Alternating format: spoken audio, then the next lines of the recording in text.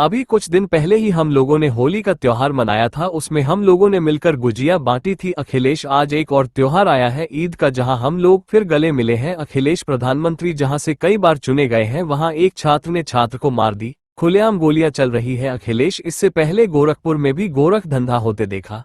पूरे प्रदेश में कोई कानून व्यवस्था नहीं बची है। अखिलेश, सच्चाई ये है कि ममता बनर्जी जी अकेली भी लड़ेंगी तो वह जीत जाएंगी। अखिलेश, वह अकेले लड़कर भी सबका मुकाबला कर रही है। अखिलेश, राजधानी में अब दोबारा बाटी चोखा की दावत नहीं हो पाएगी। चुटिया पकड़कर खींच लिया गया, कितना अपमानित हुए बताइए। अखिलेश, 2027 में बड़ी शपथ होने जा रही है, भाजपा का अब कुछ चलने वाला नहीं है। अखिलेश, खुशियां बांटी थी, वहीं हमारा आज फिर एक और त्योहार आया है, ईद का त्योहार, जहां हम फिर गले मिले हैं। सिमैया और मिठाई खाकर के एक दूसरे को मुबारकबाद देते हैं। यही हमारी हिंदुस्तानियत है कि जहां अलग अलग धर्म के, अलग अलग जाति के लोग रह करके एक साथ त्योहारों को एक साथ मिलकर के खुशियां मनाते हैं। यही हिंदुस्तानियत हमारे समाज और देश को मजबूत बनाती है, देश को तरक्की और खुशहाली के रास्ते पर ले जाती है।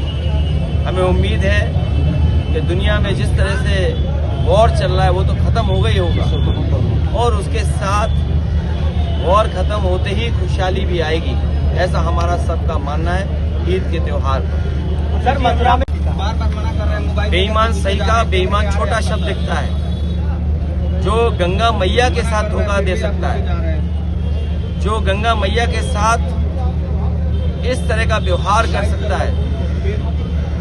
और हम लोगों ने तो जानबूझ करके कहा कि गंगा मैया केंद्र में आ जाएं। जिन्होंने ये कहा था कि हम गंगा मैया को साफ करेंगे, गंगा मैया ने हमें बुलाया है। अरबों खरबों रुपए किसकी जेब में चले गए। जब हम गंगा मैया याद करेंगे तो मणिकंका घाट भी याद आएगा, किसने बुलडोजर चलवाया था।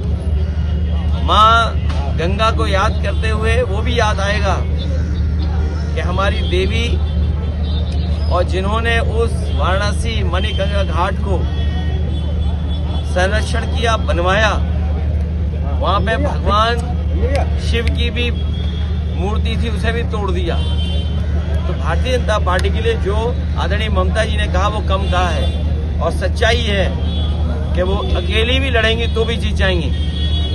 वो अकेली लड़कर के भी सबका मुकाबला कर रही हैं। ये जो अधिकारियों का ट्रांसफर हो रहा है बंगाल में, सुना है कि बड़े पैमाने पर अधिकारियों को हटाया गया है। डीजीपी, चीफ सेक्रेटरी या अन्य सेक्रेटरी या अन्य अधिकारी, पुलिस के और प्रशासनिक अधिकारी। लेकिन उत्तर प्रदेश में जब जब बीजेपी के समय पर चुनाव हुआ है, बीजेपी ने एक भी अधिकारी नहीं हटाया। वो अधिकारियों ने चुनाव आयोग से मिलकर के बीजेपी के लोगों ने ऐसे अधिकारी सेट किए थे कि रिश्तेदारी आसपास बना रहे, रिश्तेदार के माध्यम से ही हम चुनाव जीत लें। तो एक तरफ जहां बंगाल में तमाम अधिकारियों को हटाया गया, वहीं उत्तर प्रदेश में हम लोगों ने देखा था कहीं किसी अधिकारी को नहीं हटाया गया। और रिश्तेदार कैसे रिश्तेदार को जिताएं, उस हिसाब से अधिकारी पोस्ट किए गए थे।